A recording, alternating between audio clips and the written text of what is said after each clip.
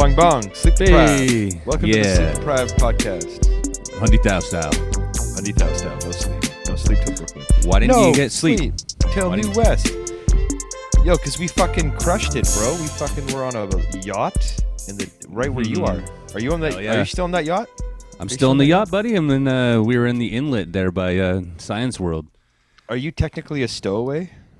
Did you stow away in your yacht? You let me in. Oh, So it was your girlfriend's birthday or belated birthday, and she rented a yacht for us all to party in. Yeah. Oh yeah. 1 sec. Oh, big Don't stretch. just yawn in the middle of the podcast. Come on, man. You at least pretend like you have energy. Dude, it's muscle. I can't help it. It's my contractions. Yeah. It's Well, my we did stay up fucking- till 4 a.m. 2 nights in a row. That was you. Yes. It was my girlfriend's belated birthday. It was a big fuck you to the end of COVID. We had a big yacht party. Big old party, rented a PA system, and then she actually got Hundy Thou out of retirement. Yeah, we performed. Yeah. Hundy Thou performed. It was kind of trippy to perform after 10 years of doing nothing and then just like practicing quickly in your little like bunk downstairs in the yacht. Yeah. Just like remembering all our verses that we've forgotten. Yeah. It was really funny. And we're like totally different people, man. Like our molecular levels, our cellular structures have changed. That's true. We've become different people. Yeah, it's fucking wild. And it's funny because it's like, it wasn't like a sad thing. We're like, oh, maybe we'll perform. And it's like, oh, my, it wasn't like a pity clap where it's like, here's my boyfriend's like shitty band. Totally. It's like we performed and we like fucking crushed it. We crushed it as usual. It was like as a reminder usual. that we're actually really good at this shit. You know what I Yeah. mean?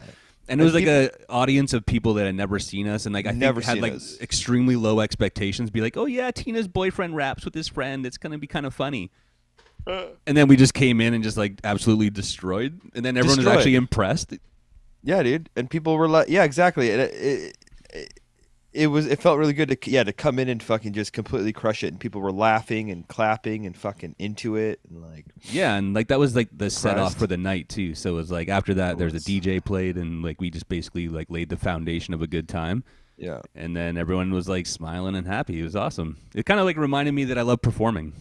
I know, me too, dude. We got to keep doing it, man. This is why we're doing the podcast. But like live we got to do like live shows. I don't know if should we just transition into a minstrel show, like a vaudeville? Minstrel performing? show. Minstrel, not like blackface blackface? minstrel, bro. No.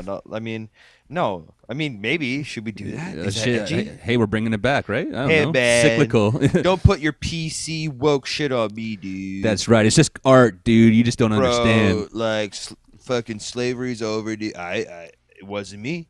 It wasn't, It wasn't you. me. Sounds like it was a choice. No, Jesus I'm Christ. just joking. No, but we should, yeah, dude, we should fucking keep, you know what I mean? Like, that's a weird thing, because, like, have I put limitations on myself or ourselves? Where I'm like, Yeah, you nobody, should. You nobody have, wants to yeah. hear a 35-year-old rapper, but I'm like, I'm fucking good at it, man. Well, that's what's up. I'm That's, good at it. It's a and legitimate art last night form. proved that. You know, like last night was just like, what, I'm 39, and what are you, like 36 or some shit? 35. 35, and it's like, yeah, like, does anyone want to see two washed up old dudes be rapping? Yes. But Yes, then they we're do. we're just so good that they do. Well, and that's the thing. Like it wasn't like a pity party where we used to be like the cool skateboard punks, who did Blink-182 songs and were performing in our late 30s, all like fat and sad in our Dickie shorts and like rolled up socks or like Yeah. hiked socks. I like that It's like imagery. we're better, dude. We're actually like fitter. Yeah, We're breath like control healthier. was better. Yeah. It's like it's funny because it's like we came back and like we were actually in better shape than we were in our 20s, Yep. and we look sexier. We're more And confident. Our ability was better. Yeah, Our exactly. ability, it was easy. It actually was surprisingly easy. Yo, hey, I was like was slightly very easy. nervous before that because it had been so long, and I'm like, do I even remember these songs? Am I just gonna forget halfway through?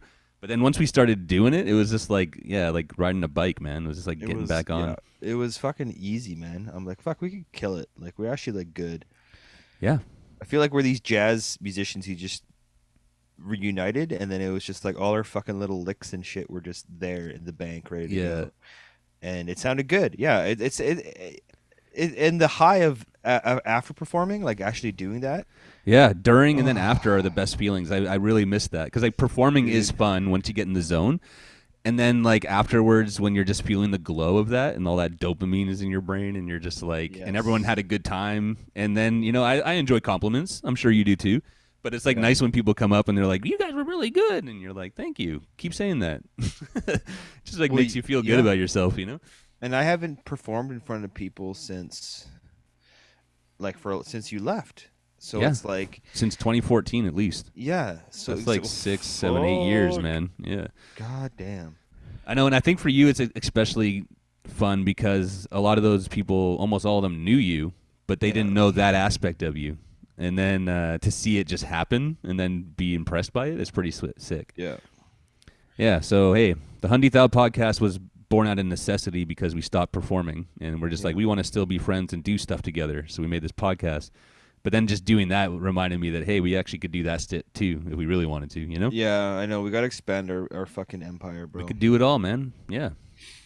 Anyway. It feels good, man. It feels good performing.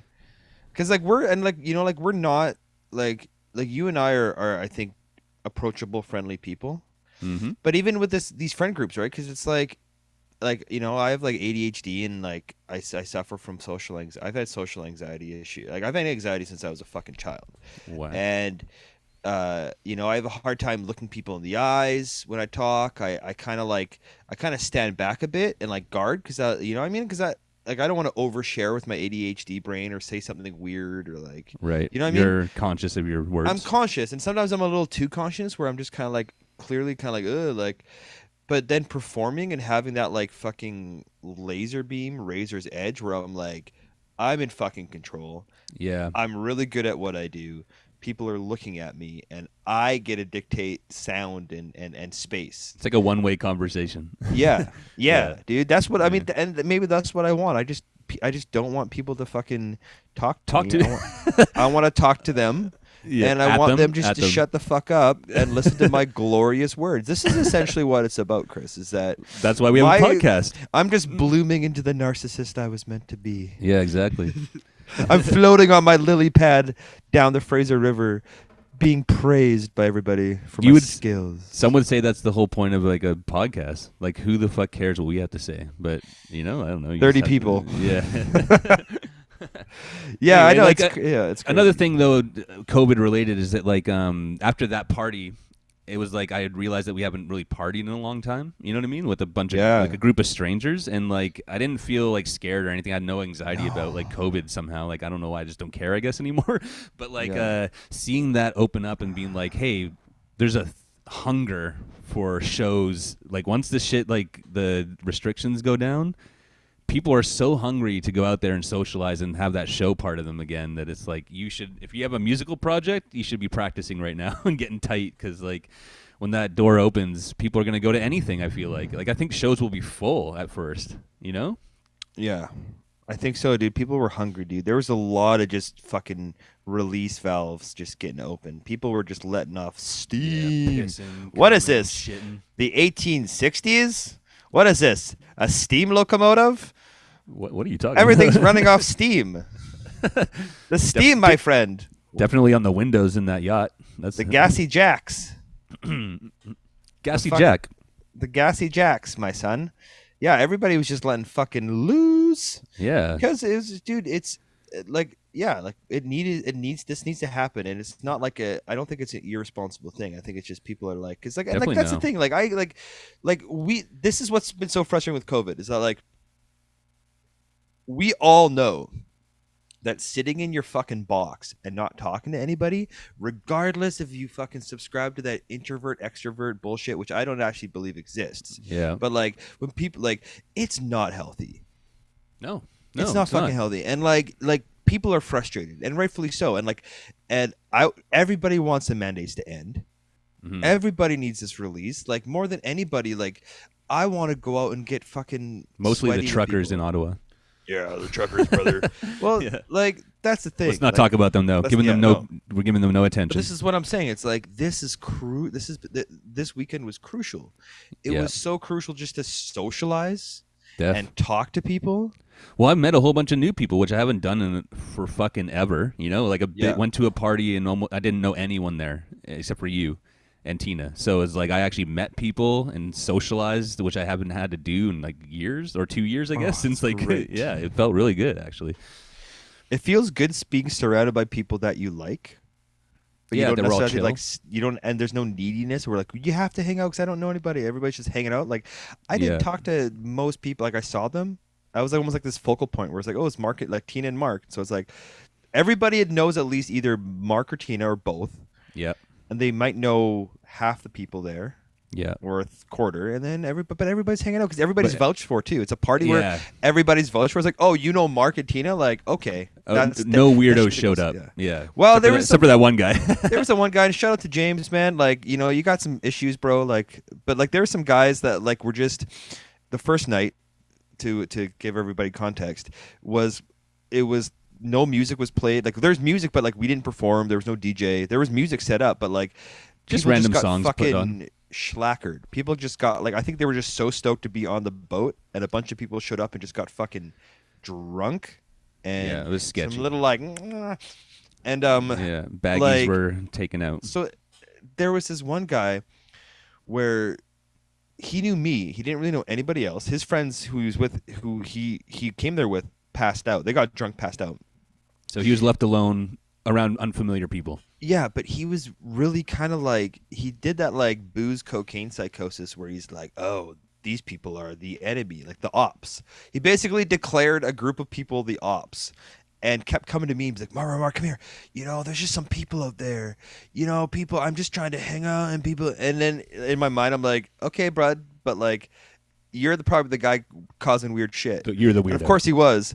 And you know, and he was drunk and just like, and that's that weird like projection that like comes from people that just fucking are nice or like friendly because they're like, I have to be friendly and nice, or like I have to suppress myself. And then they go and party or like hang out with people that they don't know, and they're like threatened or like, or they feel insecure because this guy, he was a very nice guy, and you know, but he's from a small town, and he comes to, you know, he's like, oh, these big city Vancouver fucking snobs. Yeah, he had a chip on his shoulder. But in a weird everybody, way, you know? it was this weird cognitive dissonance because like he was doing drugs and drinking with these people, and these people were like, no, dude, like everything's cool, man. Yeah. We're Well, that's the hanging funny out. thing about the whole thing all entirely is that everyone was cool and had no problem. Even when this guy was getting a little bit aggro and slightly aggressive in his conversation, everyone was still like, hey, are you cool, man? Are you chill? Or we all chill here? And he still like was like, they're all against me. But it's like, yo, everyone here is chill except for you. Like, you got to calm down. You talked him off the ledge. But well, like, and I talked him off the ledge. I kept saying it, and then I finally had to just be like, look at me. Like, look in my eyes. Stop talking. Stop talking. Look at my eyes. What is going on here? What actually happened? And then he kind of was like, well, nothing actually happened that I can think of. But, and he kind of realized, it was this weird thing watching him because he was trying to say like, well, oh, wait. I'm the idiot. And then he was like, did that whole thing where he was like, oh, guys, I'm so sorry. You guys were, and it's just, he got that weird cycle of like, and it gets shame. annoying in a different way where you're just and like, dude, okay, you already said sorry. You don't have to keep doing it over and over again. Let's just hang out. That's the funny thing about this weekend is that it kind of like encapsulated the good and bad of socializing. The one night was sloppy and a little bit weak, and then like had like a weird guy around that you had to like kind of like tend to, and then the second night was just pure good vibes. We performed, it was like more people, and then the DJ played after us, and it was just like an all night fun time, you know, like, and we're like in the harbor right by Science World looking at like, we're in the water on the ocean. It was like glorious, actually. It was like pretty it was like yuppie style in a good way, like hippie yuppie. Dude. Could you imagine, like, if we were like, hey, guys, in 10 years, you're going to be on a fucking yacht. We're playing a show on a yacht. Yeah. You're going to be fucking in good shape. You're going to be mentally happy. Yeah. Healthy. You're going to have money in your bank account. You're going to be able to do it in general, not just be gonna, playing in an alley or under a bridge or some shit. like the we whole did in the very beginning, you know? Exactly. It's kind of cool to see the evolution, and also just to be like, we still got it, and we're just like killing it on this yacht in Vancouver. It's just kind of funny. Evolution, baby. Do the evolution, baby. It's the evolution, baby. What else is going on? Anything else besides that really good time in our lives? Oh, dude. Is there anything else going on?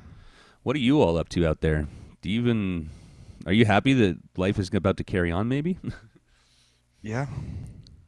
I'm happy for that as fuck. I'm happy for the transition, bro. The paradigm shift.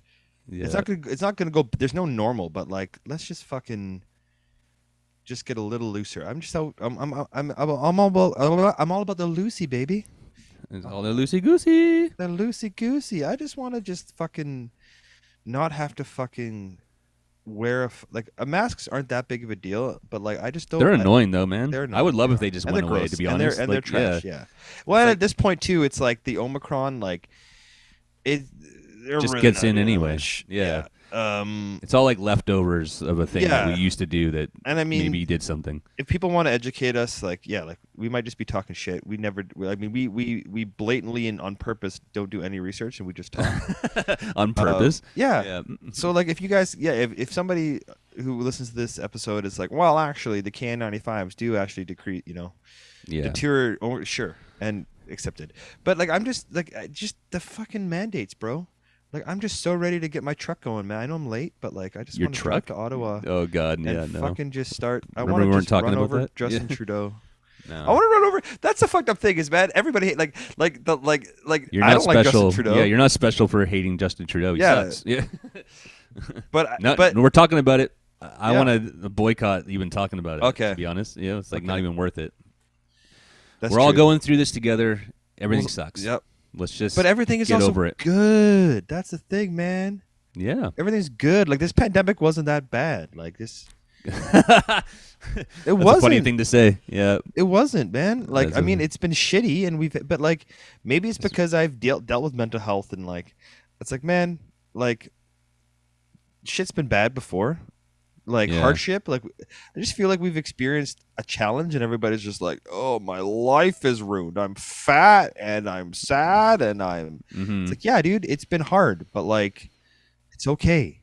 We got to get through this shit. I wonder if, like, for many people, but my life completely changed during COVID.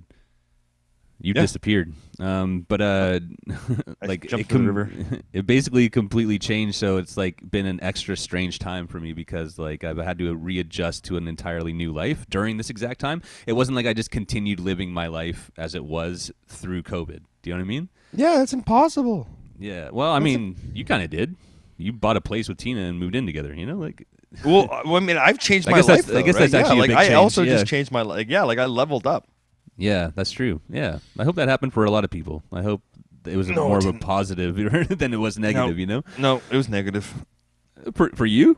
No, just for most people, I think. For most people, yeah. Well, it's kind of posy-neggy for me. I like fucking left my job, lost my girlfriend, and like lost my apartment in Montreal. I like lost my entire life basically, but not in a bad way. Like I just moved to a different place and started a new one. Yeah, exactly. Yeah. You just jumped. You just changed, man. It's good. Yeah, maybe it was time. Good to see you glow, King. Hey. Well, hey, I'm playing a show on a yacht. I think things are going well for me. Dude. Yeah. It's pretty fucking good, man. Cannot complain. No. Yeah, no, I'm sad though, because we tried to hawk our NFTs or crypto NFTs, and nobody fucking wanted it. That kind of yeah. I really thought they would buy the Hundy Thou crypto coin. Should we advertise it on this fucking podcast, guys? No. I don't want to talk about that either. No. Chris. I like talking about hustle. shit. Yeah, I don't like talking about shit that means nothing. Crypto means nothing. It's useless. Yeah. I don't know. How about spiritual evolution? Let's hawk some of that, man, what is spiritual evolution, though? What does that even mean, bro? Well, I got a program. I got a program, dude. If you give me $100 a month, I'll do 5 classes with you. Yeah? What does it entail? It's me telling you how first I break you down. I tell you how pathetic your life is and how shitty it is and how much better it could be. Then I offer you programs that for more money on top of the 100 you give me. Yeah, it's for like different kind of tips and tricks. Yeah, and then I build you back up and I build your confidence back up. And you form me into a better man? Well, just kind of probably mostly the same as you were before. We started this process. Like, there's no actual change. Yeah, there's no change. I just bring you down lower than you were, then bring you back to where you were. Exactly. Yeah. The bar never changes. You just go low. Yeah, that's it, baby. Yeah. The rock bottom program. Let your ego hit rock bottom. Sometimes you got to hit rock bottom just to go back up. Sometimes you got to hit the rock bottom on a guy. The rock wrestling move? That used to be my like bad behavior. Maybe you had this too when you were younger, but my bad behavior would be like, if I was depressed or in a bad zone, I would be like, okay, I just got to get so fucking wasted this weekend that I basically hit rock bottom, and then after that I'm just going to feel better. I'm just realizing that now that I did that, and it's like kind of a weird thing to do, Like, yeah. Well, as a therapist, I considered it a reset all the time, being like, I have to reset, and then I was like, that's bad shit, dude. Is that why you would just get drunk and fall in a ditch? Yeah. It was like sadness, I guess, and like loneliness or whatever. But we were all hanging out. I know it's weird, man. I felt like I was like, yeah, I want to drink. I want to get drunk. But it's escapist almost. It is escapist. It wasn't even like fun. It was like just trying to escape and I would lash whatever out, the dude. life is. Yeah. I'd end up fucking throwing a cinder block through a McDonald's drive-through and getting arrested. Literally happened. Self-destructive. Just so dude. I remember knows one point happened. picking up a pipe and jousting it and like smashing a bus stop and thinking like it was a window? so funny. Yeah, like the glass and being like, hey, yeah. Is that just like reactionary because our lives we were stuck in like shit jobs, so we didn't have much mobility, like financial mobility, and then so a lot of frustration comes out of that, and then you're just getting wasted to kind of like get over it, and then you have a lot of anger and whatever, and just like dude, and you deflect and you don't let yourself be vulnerable because you spent so much time as a teenager with like anxiety and all this stuff, and when you were vulnerable, you were just like picked apart and attacked. By your peers. And so you close yourself off and then you go like, they're the enemy. So you have this weird like oppositional factor. Yeah, it's like friendly, but also kind of like contentious. Yeah, we were very contentious. I remember going to parties. Not you and I, though. No. That's the weird thing. We've actually managed in our friendship to not ever get too contentious or have fights, which I think is kind of sick. No, it is good. It's actually very good. But know what that is? I don't know about you, but the way that I have interpreted that is like, I have respect for you in a way that I don't want to be a dick in any way to you. Do you know what I'm saying? And I've always had that in my mind. I never even had the feeling or want to do that to you because I was like, I hold you on an equal respect platform, and I can't do that. But then there's other people in our friend group that I just kind of didn't respect because they're like either really annoying or they're purposely dicks to us. You know what I mean? Like, or just their personality was not. It was like kind of dickish, so you like treat them a different way. The insecurity, yeah. But you and I felt like maybe had a mutual respect that it never crossed that line where we. I don't were think we were ever insecure with each other. I think we were just like kind of like vulnerable, but also secure. And we kind of tell each other though too. It's like, oh man, you're doing this, or like maybe you should do this. Yeah, exactly. It was like communicative instead of never like trying to make each other feel aggressive. bad about each other. It's more or less like, hey, bro, I've noticed this. I noticed you're doing this. Like, and like you've actually been better at that. Where you're like, yeah, you're doing that. Like you'll just say it. Like you don't give me, and it's not like a slap in the face or like inappropriate. You're just like, it's not like you're doing this. I'm not talking down or whatever. I'm just you're kind of like bring it to your attention. You're the Claritin, dude. You're like the like you're the fucking Claritin fucking. You too, man. It's like nice to be able to bounce personal shit off of a good friend who's like got good advice even too, and like reasonable head on your shoulders. So like, well, and I think we balancing each other out exactly. And I think what you're saying, other friend group, like we have insecurities, or like people are kind of like threatened or like feel weird, and then we project what we think we should be doing onto somebody else. It's like you should be doing this, or like you need, and it's just like, man, I don't think we've ever told that to each other to be like, you should do this with your life. I mean, you did tell me to like break up with my shitty ex-girlfriend. But that's always complicated, man. Like, because you're all deep in it. And it's always complicated saying that about a friend's girlfriend or anyone's partner, because it's like if they don't ever break up, then that's been on the table. Do you know what I mean? Like I'm like, you should get out of there, blah blah blah, and then you just end up being with them, and then they're like, I know how you really feel about her now. You know what I mean? Yeah. No, but also you got to look out for your friend a little bit because like I'm on the outside watching and I could see things that you're not quite seeing because you're deeply in it. And I wish someone had done that for me maybe. Like I didn't really talk about my shit with a lot of people though. Well, and you talked about it to me when I came there, but also I think it would have been different if I was in Montreal with you, like, and we actually met up and made music and had coffee because then we could like decompress. I could talk through it. Yeah, exactly. I don't know. I strangely felt alone during that time.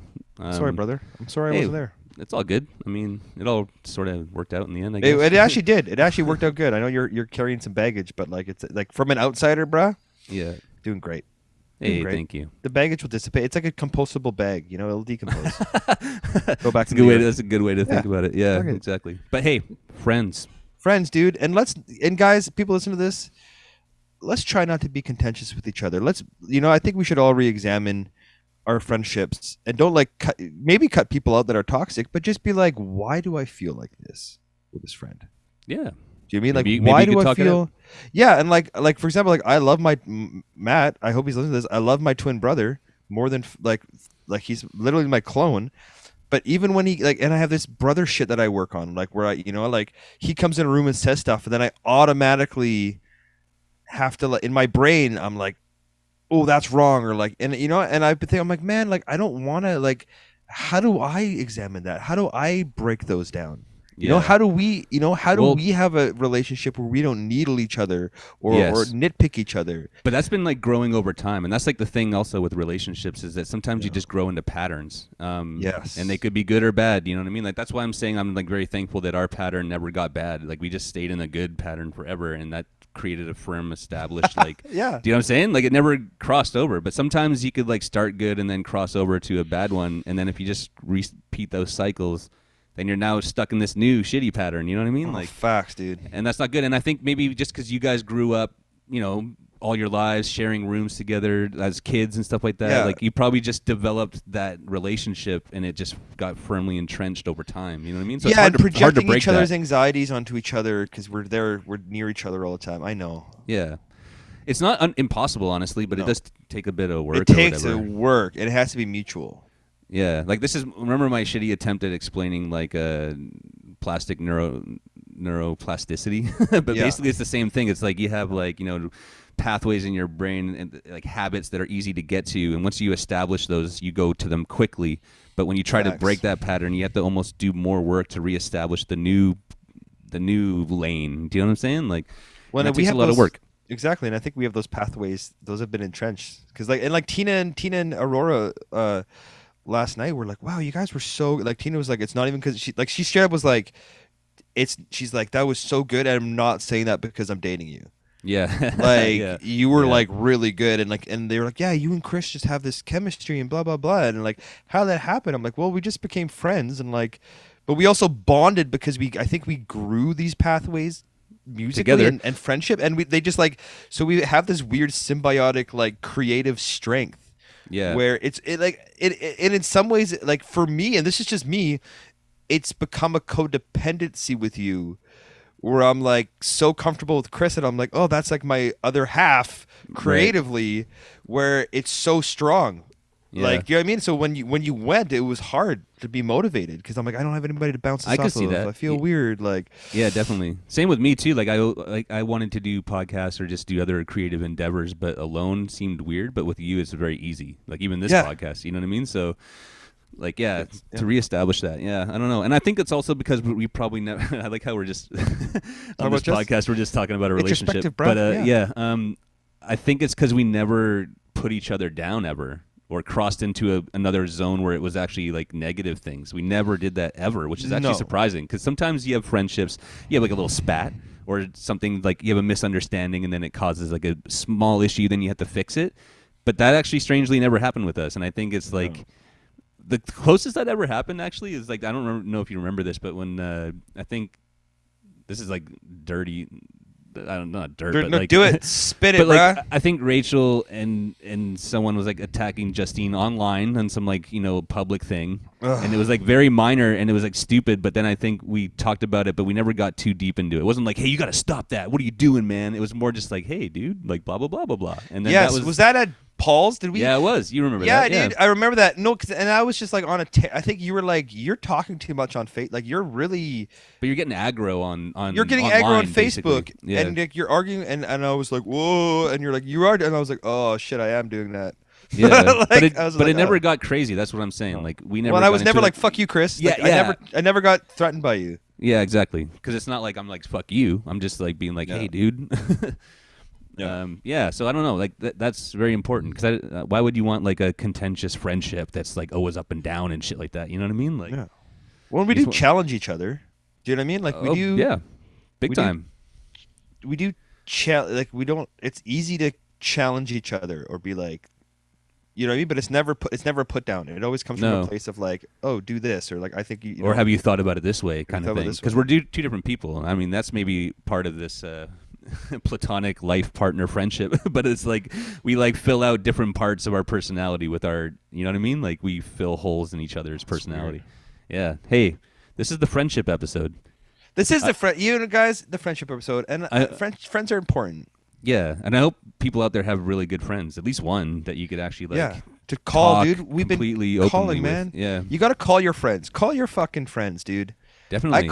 I've been calling my friends so much recently. Because I realized it was a way to like, I'm like, well, if I can't see people, or if people are, you know, across the country, or like, you know, on a different landmass. Hold on, I got fucking Laying down like this is giving me acid reflux. Yeah. Okay. Talk to them, because like, yeah, like sending in like a meme is fine, but like Pretty shallow. when you actually talk and you're like, hey, how are you doing? Yeah, you want to like absorb each other's personalities. Like I've been enjoying your phone calls because you'll just call me out of the blue and I'll just pick it up and then we'll just chat for a while. But you like get the whole nuance of a person's personality, like their sense of humor, how they actually the emotion in their voice, how they feel about things. You know what I mean? And then you could actually like communicate free association. But like when you're sending memes or just like texting, there's a lot of thinking going on and a lot of lost in translation. So I like that you've been calling people. Yeah. And it is good to do, especially like long-term, like long-distance friends. I'm really bad at that. Like when I moved to Montreal, I barely talked to anyone in BC. Yep. I'm just like kind of bad at that. And then, but I think it's really important. And like now I'm trying to do that more with my friends in Montreal, like call them from here and like keep that connection established, you know, like. Yeah, dude. And real that real connection, man. Like this is the friendship episode. And like you can have acquaintances. Like I think any sort of platonic interaction is healthy. Mm-hmm. And like real friendship is good, man. And like just because it's like it's a support network. Like let's keep it funky. It's not just an enabler. It's your like, family. Yeah, dude. It's not just like, and like we got to make the distinction between people that you might hang out with and friends. Yeah. Because I think a lot of people, and this happens in your 20s, where you hang out with people because you know you might skateboard or do graffiti or make music, right? Jam in bands. Yeah. But then there's always people when people are like, oh, I'm very stressed out from this scene or these people, they're not good. It's like, because they're not actually your friends. You guys have just filled a part of friendship. You're happy to see each other at an event. Yeah. You know what I mean? But you don't know actually anything about their life or something like that. Exactly. You know? Like you might skateboard with this person and hang out and then like, you know, you guys meet up and have drinks because you're all skateboarders, but that one person might be a fucking piece of shit. Yeah. Yeah, on the keeping in contact tip too, though, I also like friends that you could not talk to for like years and then see them again, and then it's just like old times. Like I actually like that too, you know. Like I have friends like that. That's a deep too. friendship too, because it's like, oh, I don't need to tend to this that much, and it's still strong, you know. Like, dude, I got people that I've known since I was like 5 and 4 that I can go meet up with and fucking hang out with. That feels good. That's amazing. Yeah, exactly. Like I know if somebody comes into town, and they'll be like, "Oh, let's meet up," and I'm like, "Yep, absolutely." Like I've known you since I was fucking 5. Yeah, like I'm obligated, good. and I mean, and it's funny because like I do, but those people are more contentious, and it's funny because like you have your friends at your high school or like elementary, middle school to high school, and you're connected by history more than you are by modern. Things, yeah, and it's so contentious, but it can be fun sometimes when you just like roast each other, like. I have some friends who are just like they get together and we'll start like nitpicking each other, and it's kind of funny. It is a little contentious, but you're like, man, we're still just like roasting each, like we're just like always kind of annoying each other, but we love each other. But it'd be one of those things that's like not someone you would hang out with on the regs. You just see them once in a while and do that, because if you had to do that all the time, that would be exhausting. Oh yeah, and these people when I actually were hanging out with, when I was just like, I got like. These people annoy me. Gotta take a break. Yeah. Take a fucking break. Well, I hope everyone out there has a best friend or 2 or 3. That'd be amazing. Friends, real friends, guys. Just talk and like, hey man, anybody listen to this podcast that considers me a friend, fucking call me, man, or send me an Instagram message or something. And if you want to get a coffee, you want to smoke a joint, you want to get a beer, or you want to fucking watch a movie or go for a walk. What's going on? Going for fucking walks, guys. What's wrong? Yeah. Let's go for a fucking chat about stroll. That shit.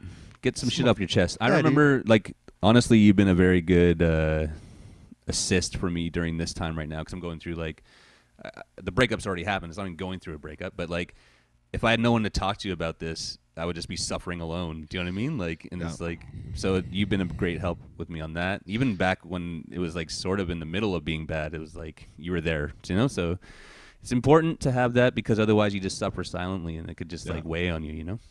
Or you go and, like, drink with you take it out, you know. Well, you try to avoid it or something. Yeah, you do it in a bad way where you like do drugs, just get fucked up and try to like smoke weed or whatever, like, and then try to avoid the entire situation. But having someone you could talk to that will listen and not just be bored of your dramatic bullshit, you know what I mean? It's kind of nice too, you know? Yeah, dude, you need an outside source. You need you need a Claritin. Like perspective, because sometimes they could like reinforce what you think, and so you don't feel crazy and alone. Or sometimes they could make you see something from another perspective, like even the ex-partner's perspective, and like help you like find like some kind of balance to your situation. And that's the thing is like I think that's a big thing for friendship, like healthy friendship is like you just don't say stuff that you think the other person wants to hear. No. Like you gotta be earnestly real. agree Yeah. and you earnestly disagree. Yeah. And you just tell them. You're like, hey, or like maybe, but what about this? Or like, you know what I mean? Yeah, definitely. And that's kind of makes you feel less alone, I guess. That's the whole point. So hey, all right, man. Well, just so everyone knows, we're best friends, and we're an amazing rap group. And we do this podcast, and hopefully you enjoy it and get some value out of it. Now I guess we'll go do some hanging out together without these people listening anymore. Yeah, let's go fucking smoke a doobie. Yeah. Okay, peace, y'all. Peace, guys. Friendship.